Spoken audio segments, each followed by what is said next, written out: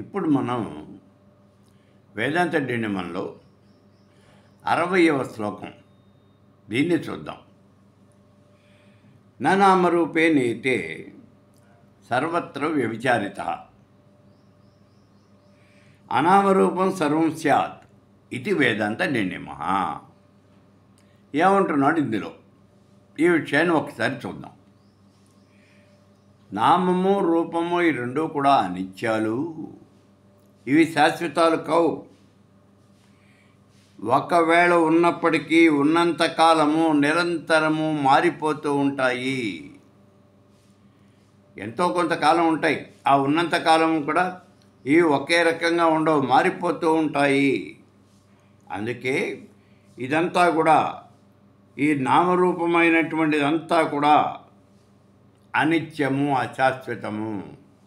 మరి బ్రహ్మం ఏమిటి?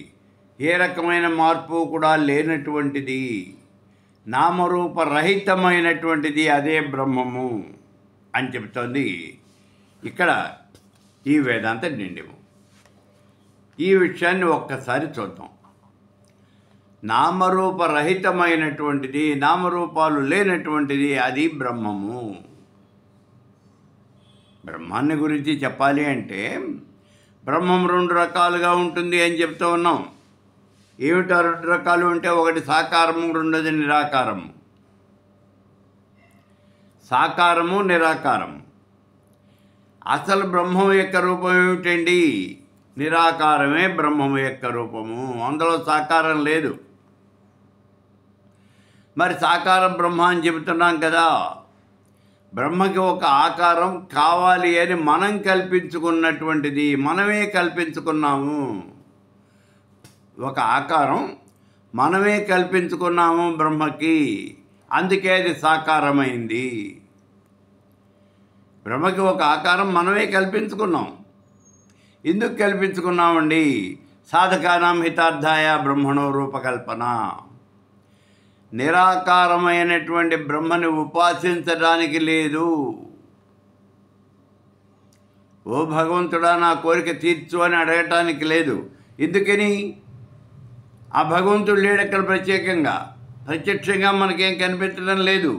ఆయనకి ఒక ఆకారం లేదు. ఆకారం లేనటువంటి వాడిని, రూపం లేనటువంటి వాడిని, నామం లేనటువంటి వాడిని ఏ రకంగా అడుగుతాం? ఏమని అడుగుతాం?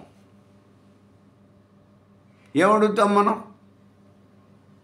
అసలు మనతో మాట్లాడటానికి ఆయన కన్ను లేదు, నోరు లేదు, చెవి లేదు, ముక్కు లేదు, అవయవాలు ఏవీ లేవు. మనమేమో చూడలేడు, మాట్లాడలేడు, మనకి ఇవ్వలేడు, మన దగ్గర నుంచి పుచ్చుకోలేడు.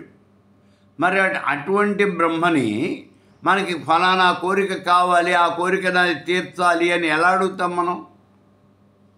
అందుకే సాధకానాం హితార్థాయ బ్రహ్మణో రూపకల్పన. సాధకుల యొక్క కోరికలు తీర్చడం కోసం అని చెప్పి బ్రహ్మకి ఒక రూపాన్ని కల్పించారు. అదే సాకార బ్రహ్మ. మరి ఈ సాకార బ్రహ్మ అనేది శాశ్వతం కాదా? కాదు. ఎందుకని? ఇది మనం కల్పించినటువంటిది. సాకార బ్రహ్మ అనేది మనం కల్పించినటువంటిది. మనం కల్పించినటువంటి ఈ బ్రహ్మం మనతో పాటుగానే పోతుంది, అదేం శాశ్వతం కాదు. అదేమిటండి, మా బ్రహ్మం శాశ్వతం కాదు అని అంటున్నారా అని చాలామంది కోపం రావచ్చు. ఒక్కసారి చూడండి, భూలోకంలో మానవుల యొక్క కష్టాలు తీర్చడం కోసం నేను ఎప్పుడు అవసరమైతే అప్పుడు జన్మిస్తాను అని చెప్పాడు. యదా యదా హి ధర్మస్య గ్లానిర్భవతి భారత అభ్యుత్థానం అధర్మస్య.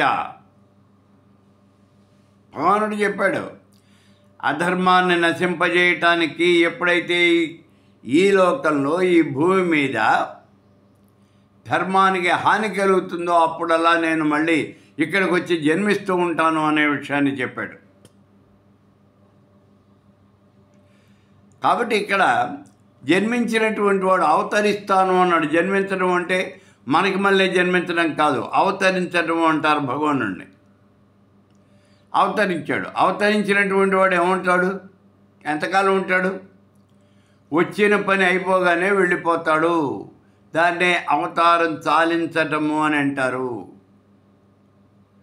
అవతరించినటువంటి భగవానుడు ఆయన యొక్క పని పూర్తి కాగానే ఆయన ఇక్కడ అవతారాన్ని చాలించేస్తాడు, వెళ్ళిపోతాడు ఇక్కడి నుంచి. ఇది జరిగేటటువంటి పని. అందుకే ఈ బ్రహ్మని, నామరూపాత్మకమైనటువంటి బ్రహ్మని మనం కల్పించుకుంటున్నాము. మరి ఈ బ్రహ్మ ఏమవుతుంది? కల్పాంతం వరకు ఉంటుంది. ఆ బ్రహ్మ ఎంతకాలం ఉంటుంది అంటే కల్పాంతం వరకు ఉంటుంది. నిజంగా మనకు అర్థమయ్యే భాషలో చెప్పుకోవాలి అంటే అది వచ్చినటువంటి పని నెరవేరేదాకా ఉంటుంది. అంతే జరిగేది. ఇప్పుడు మనకి అవతారాలు మొత్తం 24 రకాలైన అవతారాలు ఉన్నాయి అని చెప్తుంది భాగవతం. అంటే భగవంతుడు 24 రకాలుగా ఈ భూమి మీద ఆవిర్భవించాడు అని. ఆ 24 రకాల అవతారాల్లోనూ శ్రేష్టమైనటువంటిది, ప్రశస్తమైనటువంటివి 10 అవతారాలు అన్నారు. ఈ అవతారాల్లో కూడా మళ్ళీ 2 రకాలు ఉన్నాయి. ఒకటేమో అంశావతారాలు, రెండోదేమో పూర్ణావతారాలు అని.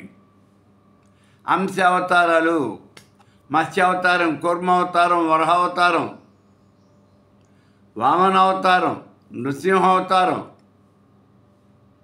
ఇవన్నీ కూడా అంశావతారాలు. మరి పూర్ణావతారాలు ఇవ్వండి, రాముడు, కృష్ణుడు, ఈ 2 పూర్ణావతారాలు. మిగిలినవన్నీ అంశావతారాలే. అంటే ఏమైంది అక్కడ?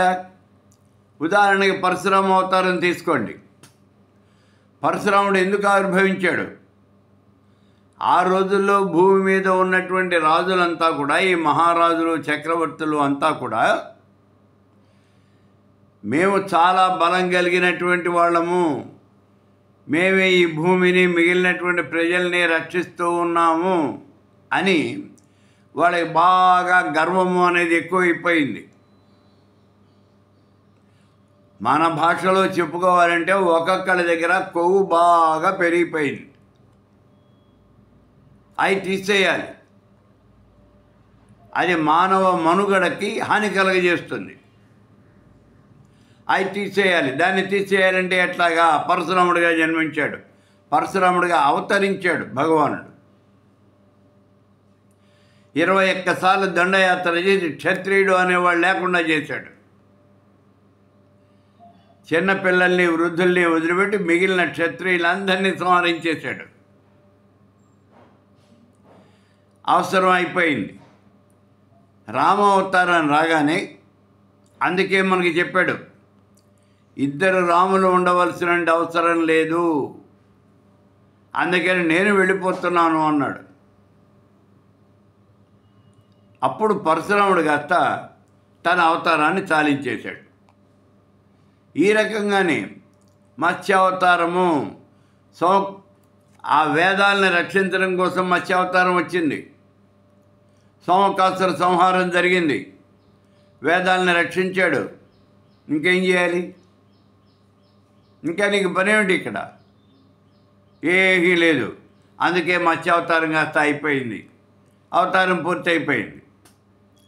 అలాగే హిరణ్యాక్షుడిని సంహరించిన తర్వాత వరహావతారం యొక్క పని లేదు ఇక్కడ.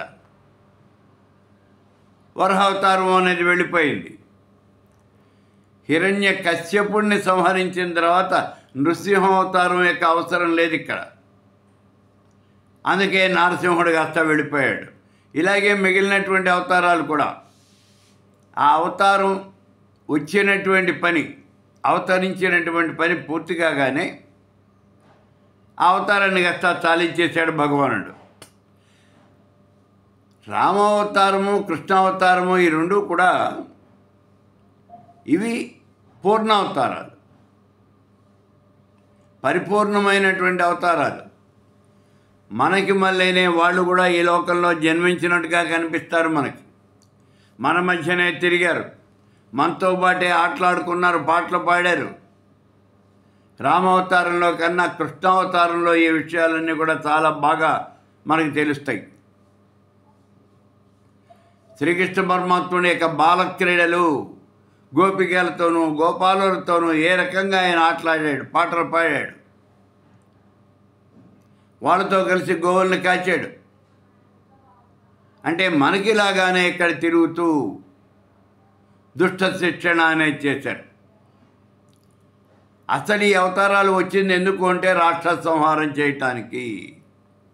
రాక్షసులు అంటే ఎవరు? వాళ్ళు ఏమైనా ప్రత్యేకమైనటువంటి ఒక జాత? ఏమీ కాదు.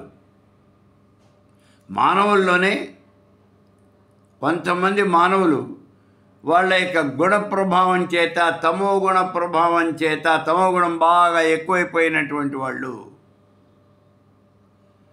దుర్మార్గము, హింస ఇవన్నీ బాగా పెరిగిపోయినటువంటి వాళ్ళు, వీళ్ళు రాక్షస ప్రకృతి, ఆ రాక్షస ప్రక్రియ బాగా చేయటం మొదలుపెట్టారు.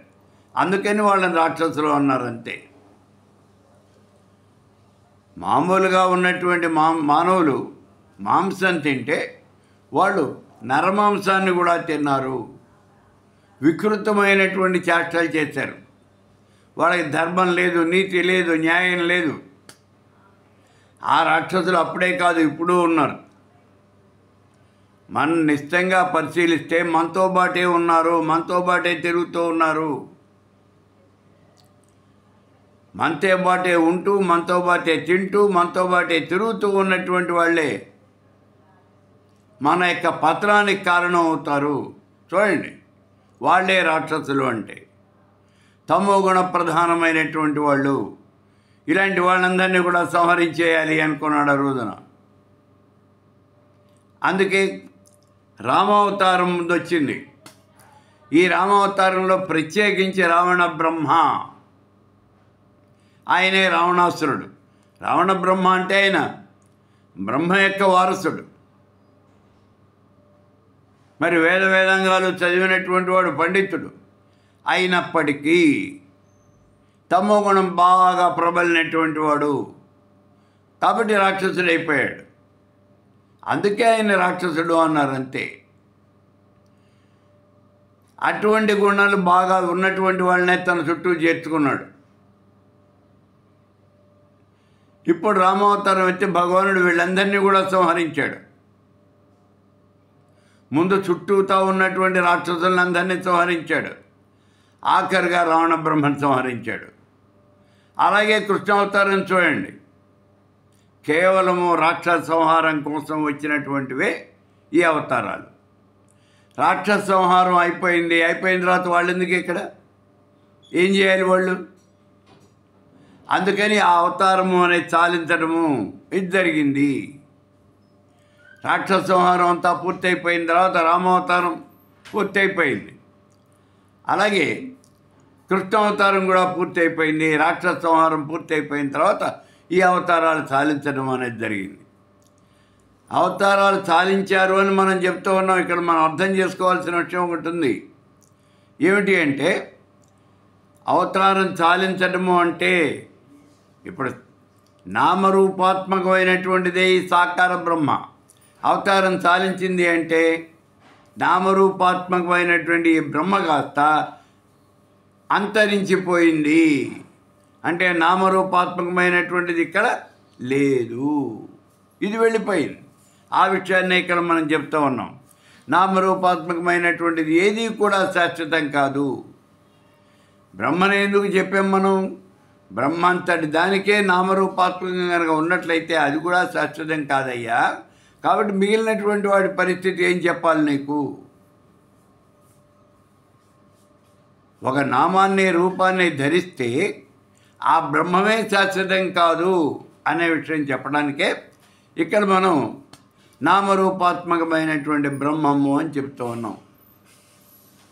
కాబట్టి ఇక్కడ వేదాంత నియమం ఏం చెప్తోంది? నామరూపాత్మకమైనటువంటిది ఏది కూడా శాశ్వతం కాదు, ఏది శాశ్వతం కాదు. మరి శాశ్వతమైనటువంటిది ఏమిటి? నామరూపాలు లేనటువంటిది, నిరాకారము, నిర్గుణము అయినటువంటి ఆ పరబ్రహ్మ, అది ఒక్కటే శాశ్వతము. ఒకవేళ పరబ్రహ్మ కూడా మళ్ళీ నామరూపాలు ధరిస్తే ఇదివరకు ధరించినట్లే అవుతుంది. కాబట్టి నామరూపాత్మకమైనటువంటిది ఏది కూడా ఈ జగత్తులో శాశ్వతమైనటువంటిది కాదు.